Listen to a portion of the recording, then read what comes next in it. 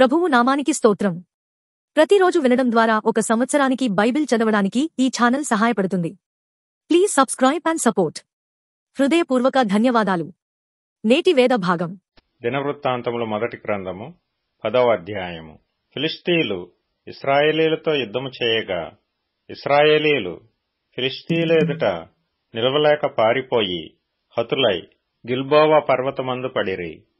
ఫిలిష్తీయులు సౌలును అతని కుమారులను తరిమి సౌలు కుమారులైన యోనాతానును అబీనాదాబును మల్కీషూవను హతము చేసిరి. యుద్ధములో సౌలు ఓడిపోవుచుండెను. అతడు అంబులు వేయి వారి కంటబడి వారి చేత బహుగాయముల నొందెను. అప్పుడు సౌలు, ఈ సున్నతిలేని జనులు వచ్చి నాకు మానభంగము చేయకుండా నీవు నన్ను కత్తిదూసి నన్ను పొడిచివేయమని తన ఆయుధములను మోయి వానితోననగా వాడు బహుగా భయపడి అలాగు చేయుటకు ఒప్పలేదు గనుక సౌలు తన కత్తి మీద పడెను. సౌలు చనిపోయినని ఆయుధములను మోయివాడు తెలుసుకొని తానును కత్తిని పట్టుకొని దానిమీద పడి చచ్చెను. ఆ ప్రకారమే సౌలును అతని ముగ్గురు కుమారులను చచ్చిరి, మరియు అతని ఇంటివారందరూ చచ్చిరి. జనులు పారిపోయిరనియు సౌలును అతని కుమారులను చనిపోయిరనియు లోయలోని ఇశ్రాయేలీలందరూ తెలుసుకొని తమ పట్టణములు విడిచి పారిపోగా ఫిలిష్తీయులు వచ్చి వాటిలో కాపురముండిరి.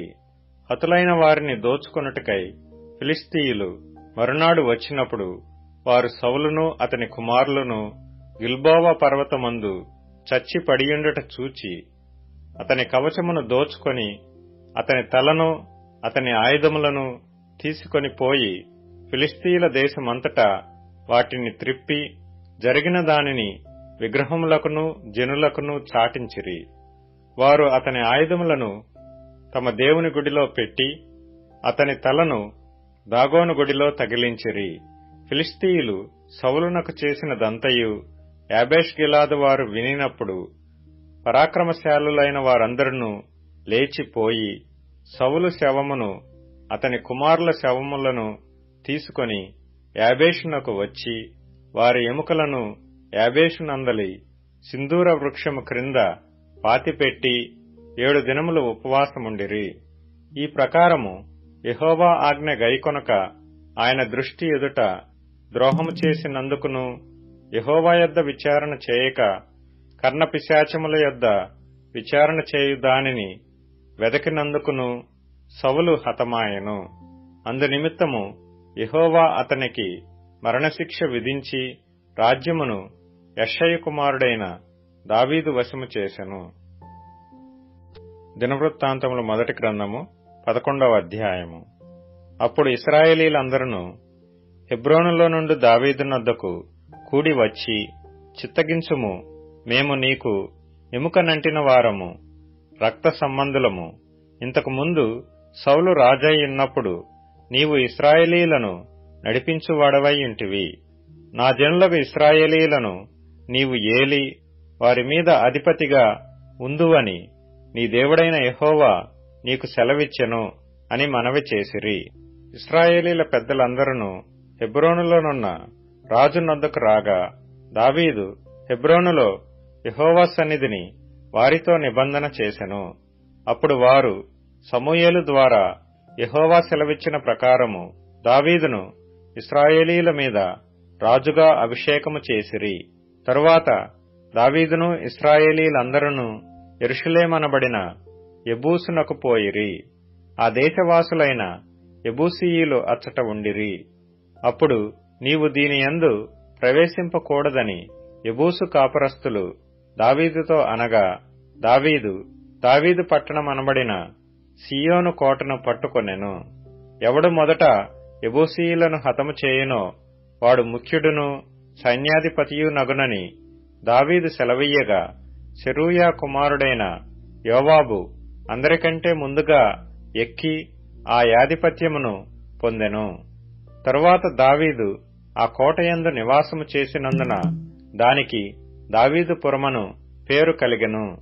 దావీదు మిల్లో మొదలుకొని చుట్టూను పట్టణమును కట్టించెను. యోవాబు పట్టణములో మిగిలిన భాగములను బాగుచేసెను. సైన్యములకు అధిపతియగు యెహోవా అతనికి తోడై ఉండగా దావీదు ఈ ప్రకారము అంతకంతకు అధికుడగుచుండెను. ఇశ్రాయేలీలకు యెహోవా సెలవిచ్చిన ప్రకారము దావీదును పట్టాభిషేకము చేయుటకై అతని రాజ్యమునందు అతనితోనూ ఇశ్రాయేలీలందరితోనూ కూడి సహాయము చేసిన దావీదు నొద్దనున్న పరాక్రమశాలులైన వారిలో ప్రధానులు వీరు. దావీదు నొద్ద నుండిన ఆ పరాక్రమశాలుల పట్టీలోని వారు 30 మంది. వారిలో అక్మోనీ కుమారుడైన యాషాబాము ముఖ్యుడు. ఇతడు ఒక యుద్ధమందు 300 మందిని చంపి వారి మీద ఈటె ఆడించినవాడు. ఇతని తరువాతివాడు అహోహీయుడగు దోదో కుమారుడైన ఎలియాజరు. ఇతడు పరాక్రమశాలులని పేరు పొందిన ముగ్గురిలో ఒకడు. ఫిలిష్తీయులు దాని నిండా ఎవలుగల చేను ఉన్న పస్దమ్మీములో యుద్ధము చేయుటకై కూడిరాగా జనులు ఫిలిష్తీయులను చూచి పారిపోయినప్పుడు ఇతడు దావీదుతో కూడా అచ్చట ఉండెను. వీరు ఆ చేనిలో నిలిచి దాని కాపాడి ఫిలిష్తీయులను హతము చేయగా యెహోవా జనులకు గొప్ప రక్షణ కలుగజేసెను. 30 మంది పరాక్రమశాలులలో ముఖ్యులగు ఈ ముగ్గురు అదుల్లాము అను చట్టు రాతికొండ గుహలో నుండు దావీదు నొద్దకు వచ్చిరి. ఫిలిష్తీయుల సమూహము రెఫాయీయుల లోయలో దిగియుండెను. దావీదు మరుగు స్థలమందుండగా ఫిలిష్తీయుల దండు బెత్లెహేమునందుండెను. దావీదు ఆశపడి బెత్లెహేమునందలి ఊరి గవని యొద్ద బావి నీళ్లు కొంచెము నాకు దాహమునకు ఎవడు తెచ్చి ఇచ్చునని అనగా ఆ ముగ్గురును ఫిలిష్తీయుల దండులోనికి చొరబడి పోయి బెత్లెహేము ఊరి గవని యొద్ద బావి నీళ్లు చేదుకొని దావీదు నొద్దకు తీసుకుని వచ్చిరి. అయితే దావీదు ఆ నీళ్లు త్రాగుటకు మనసు లేక యెహోవాకు అర్పితముగా వాటిని పారబోసి, నేను ఈలాగు చేయకుండా నా దేవుడు నన్ను కాచునుగాక, ప్రాణమునకు తెగించి ఈ నీళ్లు తెచ్చిన ఈ మనుష్యుల రక్తమును నేను త్రాగుదునా అని చెప్పి త్రాగకపోయెను. ఈ ముగ్గురు పరాక్రమశాలులు ఇట్టి పనులు చేసిరి. యోవాబు సహోదరుడైన అబీషై ముగ్గురిలో ప్రధానుడు. ఇతడు ఒక యుద్ధమందు 300 మందిని హతము చేసి తన ఈటె వారి మీద ఆడించినవాడై ఈ ముగ్గురిలో పేరు పొందినవాడాయెను. ఈ ముగ్గురిలోనూ కడమ ఇద్దరికంటే అతడు ఘనత నొందినవాడై వారికి అధిపతి ఆయెను. గాని ఆ మొదటి ముగ్గురిలో ఎవరికినీ అతడు సాటివాడు కాలేదు.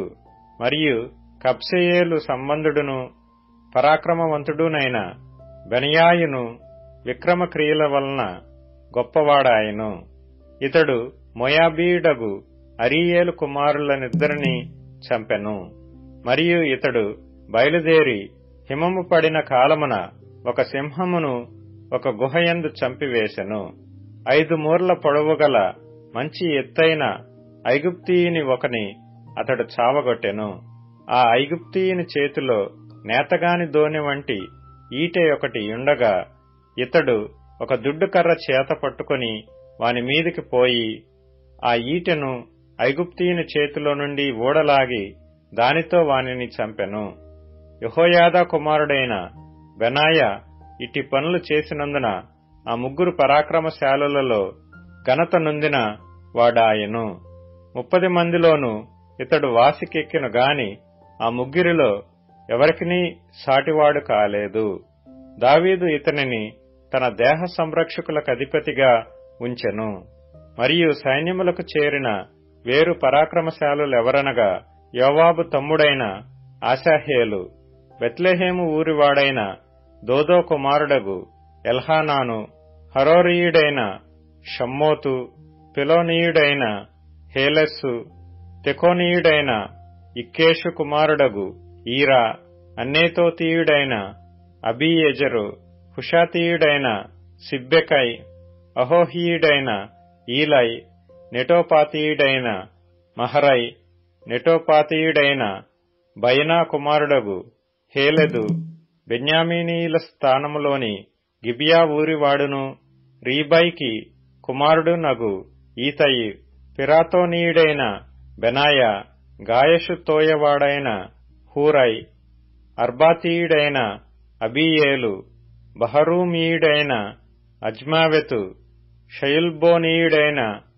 ఎల్యాహ్బా, గిజోనీయుడైన హాషేము కుమారులు, హరారీయుడైన హాగే కుమారుడగు యోనాతాను, హరారీయుడైన శాకారు కుమారుడగు అహీయాము, ఊరు కుమారుడైన ఎలీపాలు, మెకేరాతీయుడైన హెపెరు, పెలోనీయుడైన అహీయ, కర్మెలీయుడైన హెజ్రో, ఎజ్బయి కుమారుడైన నైరై, నాతాను సహోదరుడైన యోవేలు, అగ్రీయుడైన మిబ్హారు, అమ్మోనీయుడైన జెలకు, చెరూయా కుమారుడై యోవాబు యొక్క ఆయుధములు మోయువాడును బెరోతీయుడునగు నహరై, ఇత్రీయుడైన ఈరా, ఇత్రీయుడైన గారేబు, ఇత్తీయుడైన ఊరియా, అహ్లయి కుమారుడైన జాబాదు, రూబేనీయుడైన షీజా కుమారుడును రూబేనీయులకు పెద్దయునైన అదీనా, అతని తోటివారగు 30 మంది, మైకా కుమారుడైన హానాను, మిత్నీయుడైన యెహోషాపాతు, అష్టరాతీయుడైన ఉజ్జీయా, అరోయేరీయుడైన హోతాను కుమారులగు షామా, యెహీయేలు, షిమ్రీ కుమారుడైన యెదీయవేలు, తిజీయుడైన వాని సహోదరుడగు యోహా, మహనీయుడైన ఎలీయేలు, ఎల్నయము కుమారులైన ఎరీబై, యోషవ్య, మొయాబీయుడైన ఇత్మా, ఎలీయేలు, ఓబెదు, మెజోబామా ఊరివాడైన యహసీయేలు. లూకాసు వార్త 2వ అధ్యాయం. ఆ దినములలో సర్వలోకమునకు ప్రజాసంఖ్య వ్రాయబడవలెనని కైసరు ఔగుస్తు వలన ఆజ్ఞ ఆయను. ఇది కురేనియ సిరియా దేశమునకు అధిపతియ్యున్నప్పుడు జరిగిన మొదటి ప్రజాసంఖ్య. అందరును ఆ సంఖ్యలో వ్రాయబడుటకు తమ తమ పట్టణములకు వెళ్ళిరి. యోసేపు దావీదు వంశములోను గోత్రములోను పుట్టినవాడు గనుక తనకు భారీగా ప్రదానము చేయబడి గర్భవతియుండిన మరియతో కూడా ఆ సంఖ్యలో వ్రాయబడుటకు గలిలయలోని నజరేతు నుండి యూదయలోని బెత్లెహేమనబడిన దావీదు ఊరికి వెళ్ళెను. వారక్కడ ఉన్నప్పుడు ఆమె ప్రసవ దినములు నిండెను గనుక తన తొలిచూలు కుమారుని కని పొత్తిగుడ్డలతో చుట్టి సత్రములో వారికి స్థలము లేనందున ఆయనను పశువుల తొట్టిలో పరుండబెట్టెను. ఆ దేశములో కొందరు గొర్రెల కాపరులు పొలములో ఉండి రాత్రివేళ తమ మందను కాచుకొనుచుండగా ప్రభువు దూత వారి యొద్దకు వచ్చి నిలిచెను. ప్రభువు మహిమ వారి చుట్టూ ప్రకాశించినందున వారు మిక్కిలి భయపడిరి. అయితే ఆ దూత, భయపడకుడి, ఇదిగో ప్రజలందరికీ కలగబోవు మహాసంతోషకరమైన సువార్తమానము నేను మీకు తెలియజేయుచున్నాను. దావీదు పట్టణమందు నేడు రక్షకుడు మీ కొరకు పుట్టియున్నాడు. ఈయన ప్రభువైన క్రీస్తు.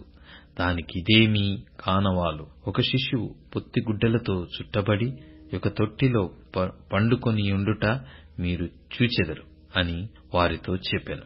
వెంటనే పరలోక సైన్య సమూహము ఆ దూతతో కూడా నుండి సర్వోన్నతమైన స్థలములలో దేవునికి మహిమయు ఆయనకిష్టులైన మనుష్యులకు భూమి మీద సమాధానమును కలుగుగాక అని దేవుని స్తోత్రము చేయుచుండెను.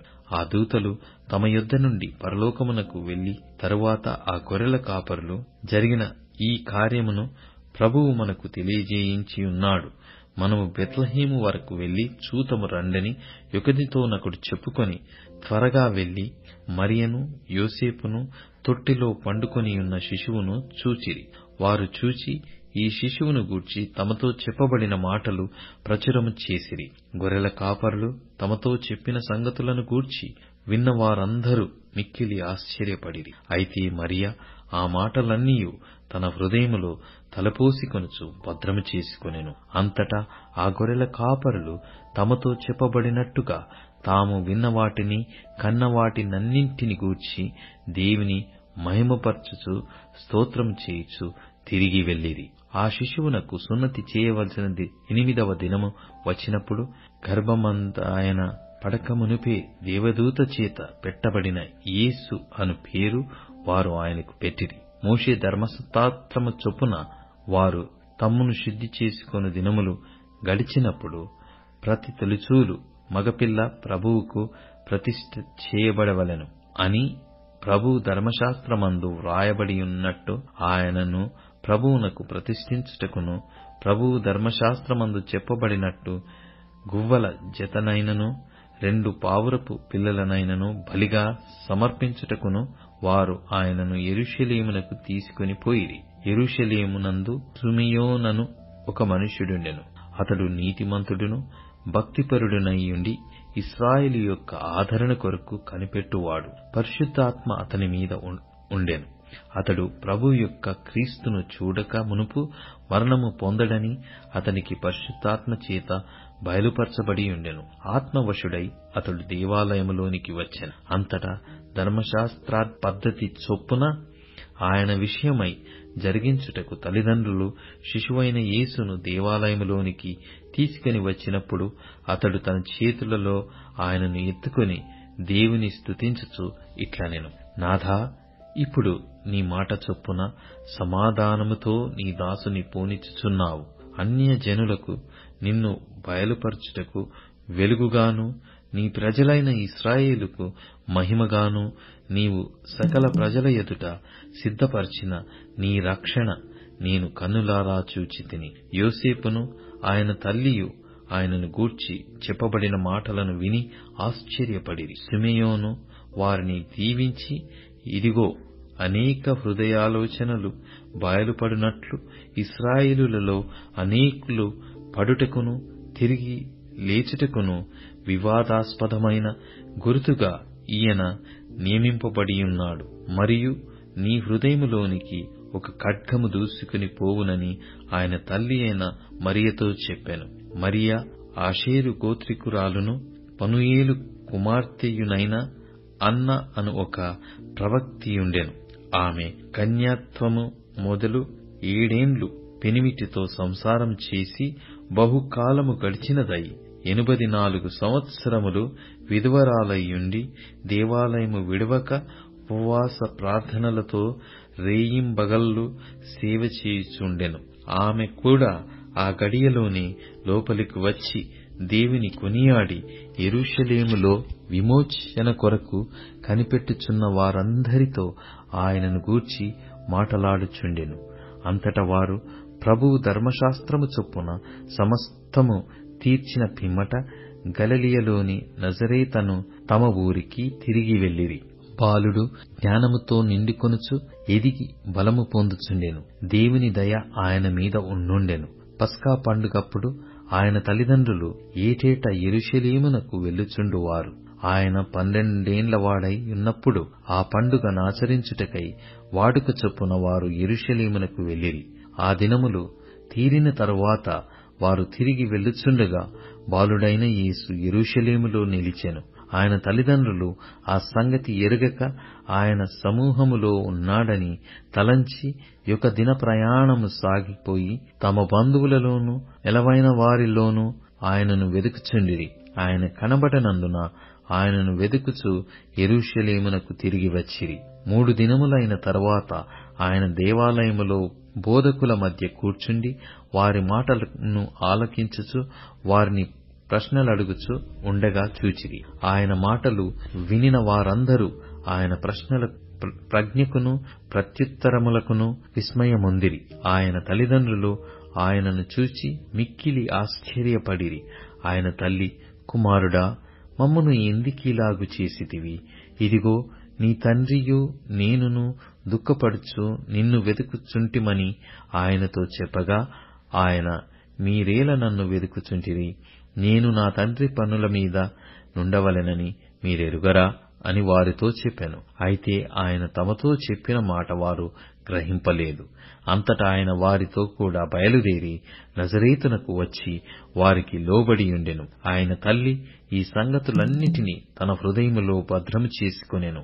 యేసు జ్ఞానమునందును వయస్సునందును దేవుని దయయందును మనుషుల దయయందును వర్ధిల్లుచుండెను. సామెతల గ్రంథం 22వ అధ్యాయం. గొప్ప ఐశ్వర్యము కంటే మంచి పేరును, వెండి బంగారముల కంటే దయయు కోరదగినవి. ఐశ్వర్యవంతులను దరిద్రులను కలిసికొందురు. వారందరినీ కలగజేసిన వాడు యెహోవాయే. బుద్ధిమంతుడు అపాయము వచ్చుట చూచి దాగును. జ్ఞానము లేని వారు యోచింపక ఆపదలో పడుదురు. యెహోవాయందు భయభక్తులు కలిగియుండుట వినయమునకు ప్రతిఫలం. ఐశ్వర్యమును ఘనతయు జీవమును దాని వలన కలుగును. ముండ్లును ఉరులును మూర్ఖుల మార్గములో ఉన్నవి. తన్ను కాపాడుకొనువాడు వాటికి దూరముగా ఉండును. బాలుడు నడవవలసిన త్రోవను వానికి నేర్పుము. వాడు పెద్దవాడైనప్పుడు దాని నుండి తొలగిపోడు. ఐశ్వర్యవంతుడు బీదల మీద ప్రభుత్వము చేయును. అప్పు చేయువాడు అప్పిచ్చిన వానికి దాసుడు. దౌష్ట్యమును విత్తువాడు కీడును కోయును. వాని క్రోధమను దండము కాలిపోవును. దయాదృష్టి గలవాడు తన ఆహారములో కొంత దరిద్రునికిచ్చును. అట్టివాడు దీవెననొందును. తిరస్కార బుద్ధి గలవాని తోలివేసిన ఎడల కలహములు మానును. పోరు తీరి అవమానము మానిపోవును. హృదయ శుద్ధిని ప్రేమించుచు దయగల మాటలు పలుకువానికి రాజు స్నేహితుడగును. యెహోవా చూపులు జ్ఞానము గల వానిని కాపాడును. విశ్వాసఘాతకుల మాటలు ఆయన వ్యర్థము చేయును. సోమరి బయట సింహమున్నది, వీధులలో నేను చంపబడుదుననును. వేశ్య నోరు లోతైన గొయ్యి, యెహోవా శాపము నొందినవాడు దానిలో పడును. బాలుని హృదయములో మూఢత్వము స్వాభావికముగా పుట్టును. శిక్షాదండము దానిని దానిలో నుండి తోలివేయును. లాభము నొందవలెనని దరిద్రులకు అన్యాయము చేయువానికిని ధనవంతులకిచ్చువానికిని నష్టమే కలుగును. చెవియొగ్గి జ్ఞానుల ఉపదేశము ఆలకింపుము. నేను కలగజేయు తెలివిని పొందుటకు మనస్సు నిమ్ము. నీ అంతరంగమందు వాటిని నిలుపుకొనుట ఎంతో మంచిది. పోకుండా అవి నీ పెదవుల మీద ఉండనిమ్ము. నీవు యెహోవాను ఆశ్రయించునట్లు నీకే గదా నేను ఈ దినమున వీటిని ఉపదేశించియున్నాను. నిన్ను పంపువారికి నీవు సత్యవాక్యములతో ప్రత్యుత్తరమిచ్చునట్లు సత్యప్రమాణము నీకు తెలియజేయుటకై ఆలోచనయు తెలివియు గల శ్రేష్టమైన సామెతలు నేను నీ కొరకు రచించితిని. దరిద్రుడని దరిద్రుని దోచుకొనవద్దు. గుమ్మమునొద్ద దీనులను బాధపరచవద్దు. యెహోవా వారి పక్షమున వ్యాజ్యమాడును. ఆయన వారిని దోచుకొను వారి ప్రాణమును దోచుకొనును. కోపచిత్తునితో సహవాసము చేయకుము. క్రోధము గల వానితో పరిచయము కలిగి ఉండకుము. నీవు వాని మార్గములను అనుసరించి నీ ప్రాణమునకు ఉరి తెచ్చుకొందువేమో. చేతిలో చెయ్యి వేయువారితోనూ అప్పులకు పూటబడు వారితోనూ చేరకుము. చెల్లించుటకు నీ యొద్ద ఏమీయు లేకపోగా వాడు నీ క్రింద నుండి నీ పరుపు తీసుకొని పోనేలా నీ పితరులు వేసిన పురాతనమైన పొలిమేర రాతిని నీవు తీసివేయకూడదు. తన పనిలో నిపుణత గల వానిని చూచితివా?